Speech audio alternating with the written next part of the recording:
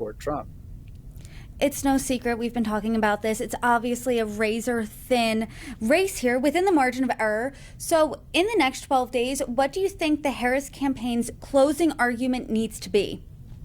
Well, Trump has actually probably changed her campaign. Her closing argument needs to be about the issues you talked about earlier, which is the economy, taxes, opportunities for people who have been frozen out of opportunities. And I think Biden's done a decent job on that, although it'd be hard to convince people of that in the last 12 days because, memes are memes and they have power.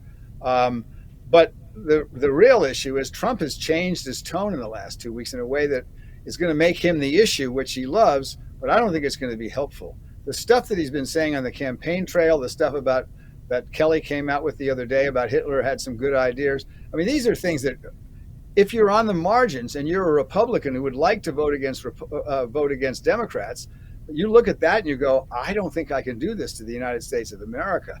That is why Harris is doing the things she's doing now. She's got internal polling that shows that what I'm saying is almost certainly right. And I think Trump may end up doing himself in if he continues to behave like this in the last 10 days.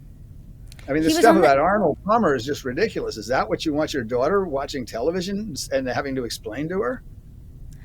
That was quite the comment, to say the least. He also went to McDonald's, trolled Harris a bit, or he attempted in his head to troll Harris by serving people in Pennsylvania, actually in Bucks County, my home county. But do you think that is effective at all? And do you think she needs to change her campaigning to somehow combat his in the less than 2 weeks? No. I mean, I don't see any reason she needs to change her campaigning. She is who she is. She's a competent public official who's been vice president of the United States. She knows world leaders. She understands what the United States is about. She respects the diversity of the United States, which I'm pretty sure the Trump people don't. And I think she understands this is supposed to be a democracy. So, she's a very different person than Donald Trump. But again, Donald Trump is making himself the issue. And in this case, I don't think it's such a great thing. I'm sure his campaign people are begging him to stop doing this, and he can't help himself, partly because he's 78 years old and partly because he's exhausted. On election night, what specifically are you going to be looking for as the polls are closing? What state are you watching out for? Is there a certain demographic? I want to get inside your head. What does that look like? I'm really interested in Georgia, North Carolina, Pennsylvania, and Michigan.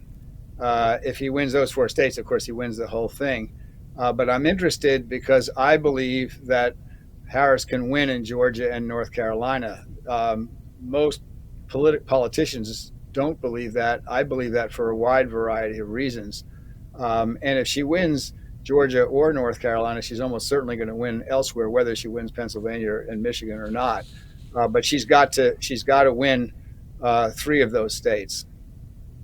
Governor Dean, I appreciate our conversation once again. Thank you so much for joining me during this really busy time. You are welcome back anytime. Thanks for having me. I appreciate it.